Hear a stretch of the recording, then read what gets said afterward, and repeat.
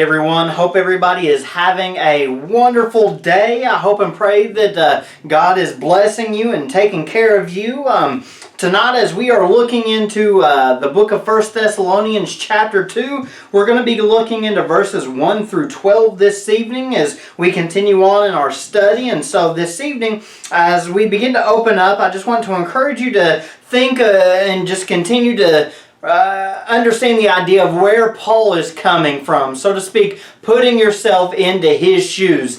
What exactly his life has manufactured, where it's come from, how it has been generated, kind of the difference of where he was to where he is now kind of thing. And so tonight he is continuing on this example of trying to say, hey, look at who I am and basically examine my conduct. Does it align? Does Christ say this and I'm over here, or is it completely over here? Am I doing the opposite, so to speak? And so for tonight, as we're looking into 1 Thessalonians chapter 2, he says for us in verse 1, "For you yourselves know, brethren, that our coming to you was not in vain." So you yourselves know, it is a reminder, or serves as a reminder, of not only what Paul had taught them, but what kind of example he had set for them. There again, it was this mentality of Christ is over here, we're going to parallel that. We are going to walk hand in hand. We're going to do our best to stay as stuck to God as possible through the midst of all these things. It's like James chapter 4 verse 17 tells us, to know to do good and not to do it is a sin. Paul knew the good that was expected of him. He knew the example that he had to be. He knew, so to speak, what kind of weight was on the line, what kind of jeopardy or what was going on in the background and what was at stake had he not have been faithful to what God had called him to be. And so he's saying, for you yourselves know, brethren, that our coming to you was not in vain. So their coming to you, to them, was not just something that was just a hypothetical myth kind of thing. It was something that was coming from the very depth and the power of God. So think about this. For them to come to them, it was coming with the power of the gospel. If his message was a hoax or if it was a myth, the power of God would have not been associated with the things that were going on. Think back to Acts chapter 8 whenever we learn about Simon, who was like a man of divination and sorcery there in Acts chapter 8. What was going on? Peter and the apostles, they were healing people, and he was the one that stood up and said, hey, I want that. And to which Peter responded and told him, no, this is your heart and your mind is in the wrong spot. And so for Paul to come to the church of Thessalonica to explain, this is the gospel, this is who God really is, what he has done for us through the death, the burial, and the resurrection of his son. It was something that was not only just completely crazy to a lot of people, but there was a certain character, there was a certain conduct that was found within it. And there again, think about the omnipotence, or that is the power of God that had to be proven in these things. I mean, think about it. True conversion is not self-help. It is not something of, I just do on my own just because. I am a full-fledged believer. I've sat in too many meetings or too many counseling sessions with people that sit and say, well, if I do this, if I do that, I will be okay. And the gospel isn't about that. If it is about you, you're going to fail every time. You will never survive if it is up to you. But where and when people begin to see a real change happen within their heart and their life is whenever that I, me mentality begins to die and it's about God. It's about Christ. That's whenever the real power of God is displayed. We see that ability to step from death into life. We begin to see that once pain and affliction turned into grace and mercy. And that is what Paul is explaining to the individuals here in 1 Thessalonians chapter 2, verse 1. But he goes on in verse 2 and he says, "But even after we had suffered before and were spitefully treated at Philippi, Philippi, as you know, we were bold in our God to speak to you the gospel of God in much affliction. So think back to Acts chapter 16. What is happening and going on? We learned that there's a young lady that is caught up in divination and demonic possession and different things. And there's some individuals that are using her to be able to profit and have self-gain out of. And what does Paul and Silas do? Or what do? They go in and they cast this demon out. They get rid of it and, so to speak, they take away these guys' livelihood. And so what do? They challenge the proconsul and the leaders and the government officials there in Philippi. And they do what? They say, these men, that is Paul and Silas, they have disrupted our way of living. They're inciting insurrection to go along with it. They're causing problems. They're just belligerent and they're demeaning people, all these different things, and yet what happens? They're thrown into prison. But that is the beauty of it. At midnight, Paul and Silas, they're praising God and they're thanking God because of what is happening, and the gospel is being shared and proclaimed. And what do we learn? That whenever the earthquake happens, the stocks and the jail cells are opened and everything else, but instead of running, they stay put. The Philippian jailer, he awakes to know and see that the doors are open, and just assuming that the prisoners are gone, he goes to commit suicide. But yet Paul thankfully hollers out of him and he says, whoa, hey, we are still here. And to which, what does that do for the Philippian jailer? He sees that his life has been saved in a roundabout way, physically, because the prisoners had not escaped. But what does he do? He says, sir, he asked them, sirs, what must I do to be saved? A few verses later, we read that him and his whole household, they were saved and baptized. And so coming out of that, of course, Paul and Silas, Timothy, others that are going around, what is happening? Wherever they are at, it seems like conflict is following. And so that's why he's saying, even though we had suffered before and were spitefully treated at Philippi, you see what happened, that serving Christ and following Him, it cost us our freedom, and it placed us into a prison cell. And yet, what does he say out of verse 2? As you know, we were bold in our God to speak to you the gospel in much affliction. Being put in prison was not going to stop Paul and Silas and Timothy and the other apostles. It wasn't going to be something that just, oh, okay, well, if you insist, we'll be quiet about Jesus. We'll be quiet about His burial, death, burial, and the resurrection. No, it was them saying, we see, we feel, we know the power that is associated with God because of the death, the burial, and the resurrection. And as a result, they're saying, we can't stay quiet about it. Our conduct, our character, our calling, our salvation, it is all aligning in a specific direction, and it is going forth. It is going out. For many of these people, following Christ was the equivalent to walking away from like Mormonism or to be Amish. They were literally ostracized. They were thrown out. They were literally outcast. But yet, that's what they stood for. Think about this. What is and where is the beauty in what we're seeing taking place right here? I want you to think about it like this. Throughout church history, I absolutely love to study church history. This is a commonality.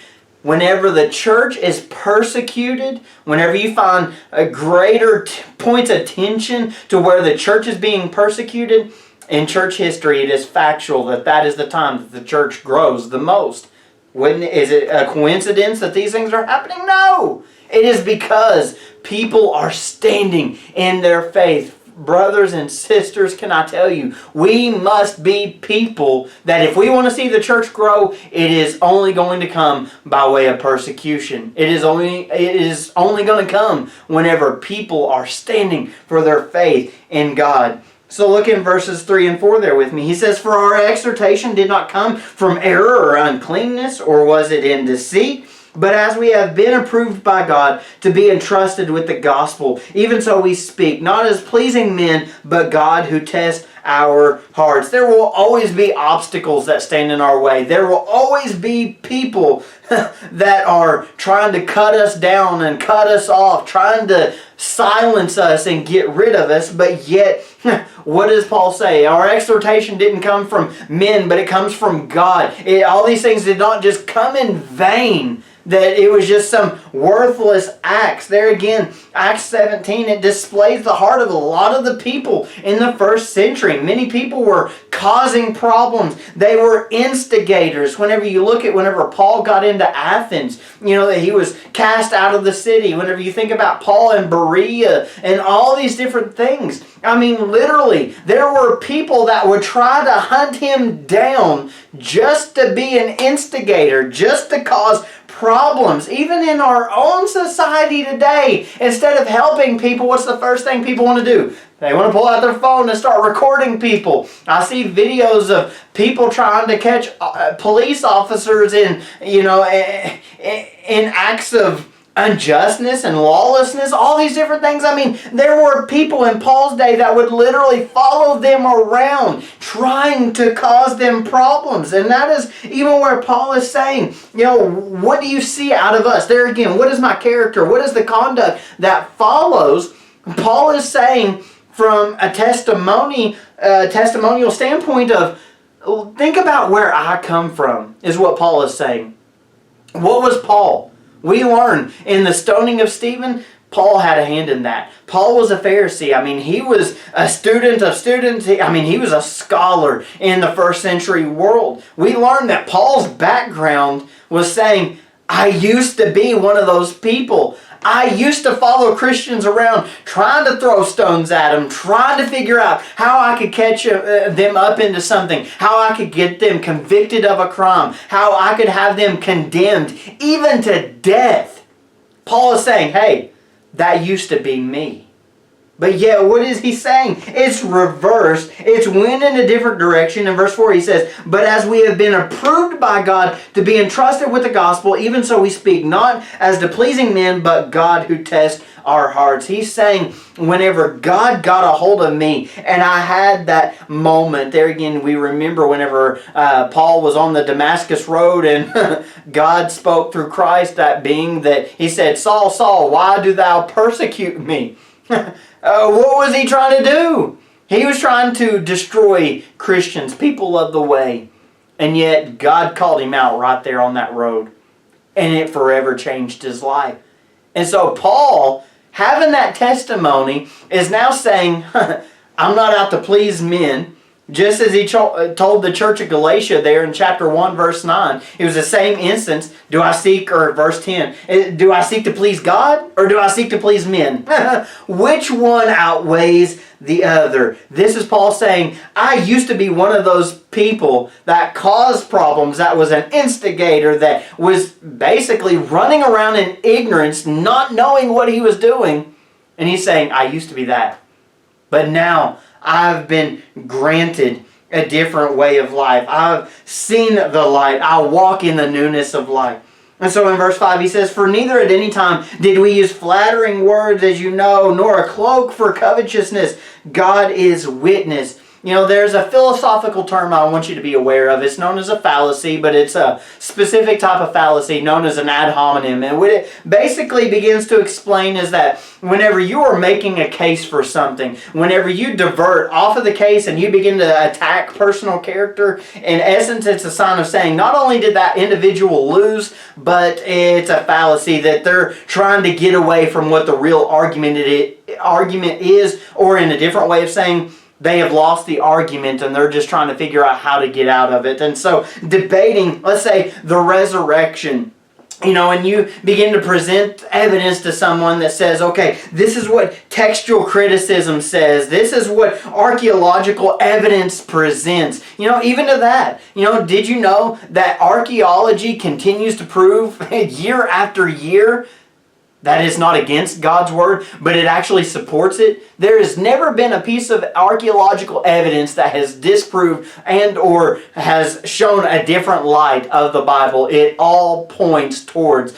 the validity of the gospel, the validity of the Bible, but yet all that's irrelevant, but nevertheless, there are eyewitness accounts whenever you think of not only just the Bible and the eyewitness accounts of Matthew, Mark, Luke, and John, 1 John, the first few verses, that is what John is saying. I testify of what I have seen. I testify of what I have heard. Even the historical arguments of Josephus and many others, Polycarp, and the list goes on, and it's like you can talk about all these different things. And then whenever somebody, for instance, looks and says, oh, well, Casey, you're just from Eastern Kentucky. You're a hillbilly. You really don't know what you're talking about. That is, in essence, what an ad hominem is whenever they move from the claim or the argument, the debate that is happening, and it begins to attack personal character. Not only is it a visible sign that the person is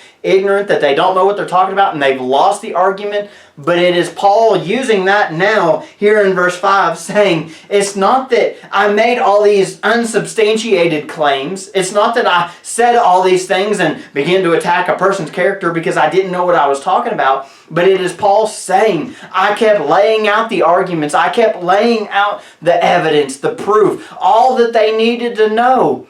And then all they knew to do, because they couldn't, there again, back up their side, all they knew to do in that moment was begin to attack my character. That's what Paul is alluding to. That's what he's talking about here in verses 5 through 7. He says in verse 6, nor did we seek glory from men, either from you or from others, when we might have made demands as apostles of Christ.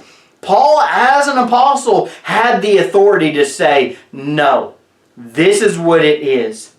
He could have easily, so to speak, slammed down the gavel and said, enough is enough. But he's saying, I didn't do that. But in verse 7, what does he say? But we were gentle among you, just as a nursing mother cherishes her own children.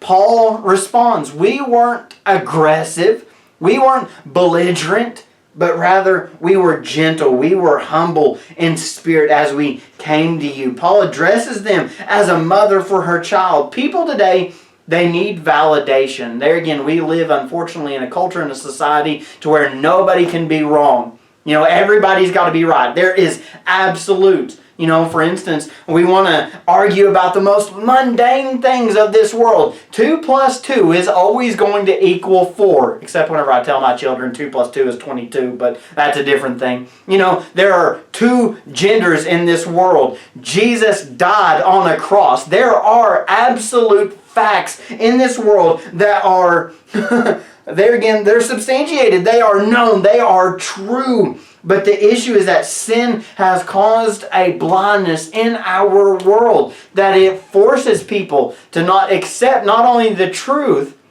but as Judges, the very last chapter, the very last verse of the book tells us, in those days there was no king, and everyone did what was right in their own eyes. It's the same thing in a roundabout way today.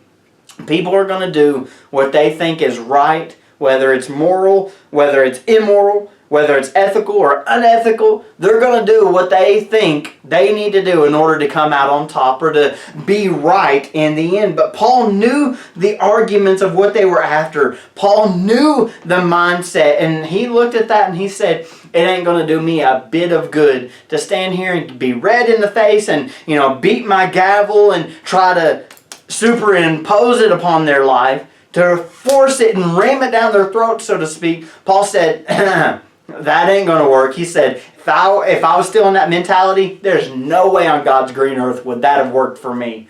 That is what Paul is talking about. He's saying, I knew what I needed. And he's saying, I know as well what these people need because I was once them. They need somebody that loves on them, that encourages them, and is willing to walk through life with them. Not just to say, oh, well, you're dumb, you don't know what you're talking about, get away from me. It wasn't about that. It was Paul saying, if we want to reach these people, this is the path to walk. This is the path to take.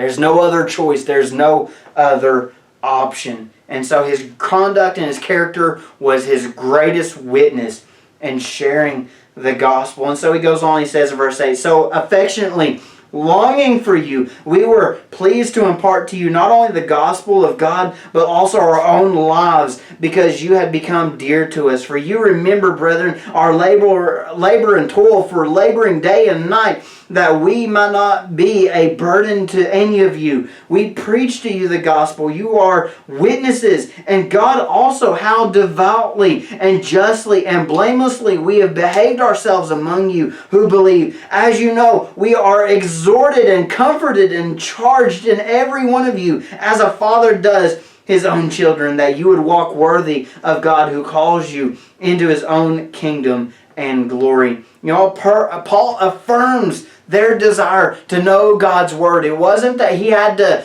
superimpose it or force it, but it was them that kept saying, hey Paul, Silas, Timothy, why don't you come and talk to us? We're intrigued.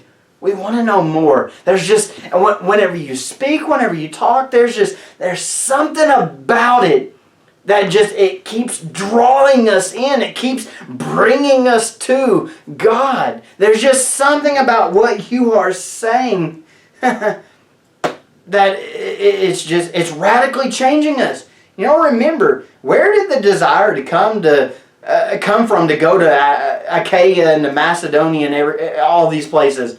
It wasn't just self-intuition. It wasn't just oh, hey, the light bulb went off and let's go to Achaia and Macedonia. No, where did it come from? It came from God. It was God who led them to those places. Next time God moves, it would behoove you to listen. Why? Because God knows where He is sending you and why He is sending you. What if He is sending you to somebody who needs the gospel, that is going to accept Christ right then and there because of the gospel? What if He knows that that person needs that seed to be planted in order for them to come to know Christ a week later, a month later? I don't know. But I know this.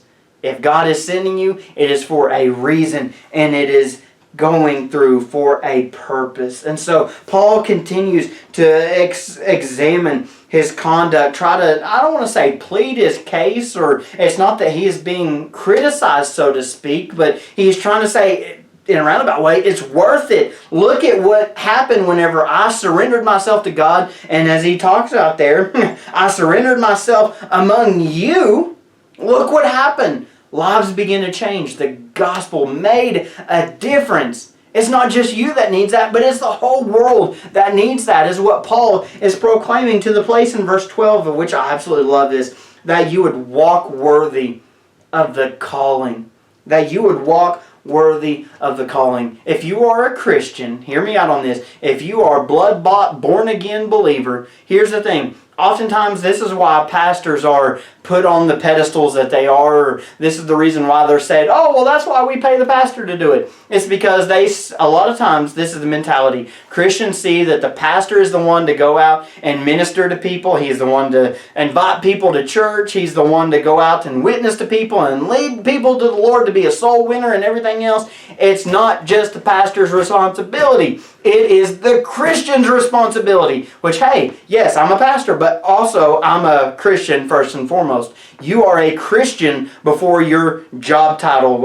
If you're a lawyer, if you're a teacher, if you're a librarian, it doesn't matter. You are a Christian first and foremost above all of those things. And hence in all of these things, I would want you to think about this, that you would walk worthy of God who calls you into His own kingdom and His glory. If you are a Christian, what does that word simply mean? It means, and going back to the book of Acts, they went to Antioch, and that is where they were first called Christians. And what warranted the name that they were given? Because they were acting like what? Little Christ. That's what the word means. Christian means little Christ. I'm not the Christ, but I'm trying to become a spitting image of who Jesus is. That's what Paul was saying. I wanted to become the image of Almighty God. I wanted to be a mirror image of that. I want that to be a reflection. Think about that. That is Paul's heart. That is Paul's desire. is that I want to be just like Jesus. You know, could I ask, you know, as we're kind of wrapping up our devotion and our time here in 1 Thessalonians chapter 2, verses 1 through 12, you know, all this culminates together, and I can't help but to wonder and say, is that our same desire? Is that our same heart, is to say, God, wherever you send me, I will go. Wherever you lead, I will follow. Wherever you are at, there's where I want to be. You know, can I ask you, do we have that same calling? Yes. If you are a blood-bought, born again believer, you have that calling upon your life. You are called to take the gospel to the nations.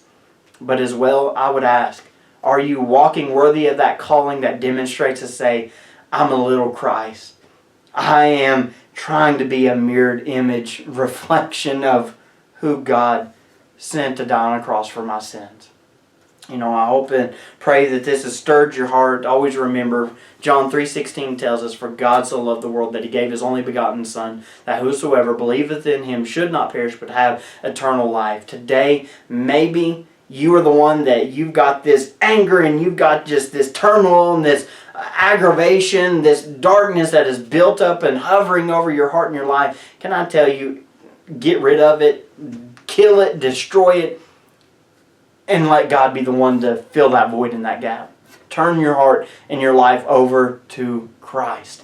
It is the best and the greatest decision you will ever make. And I can't affirm that for you. I can't tell you what that's going to look like, but I can tell you God, who is faithful and just, as John chapter 1 verse 9 tells us, God is faithful and just to cleanse us from all unrighteousness. That is who God is. And if he did it for me, if he did it for Paul, if he did it for the Thessalonican church, can I tell you, he can do it for you today. I hope you all have a blessed and wonderful evening. If you need anything, please let me know. Of course, if you have any comments, feel free to, put it into the feed there in the bottom of it. But otherwise, I hope you all have a blessed and wonderful evening, and we'll talk to y'all later. Thank you, guys.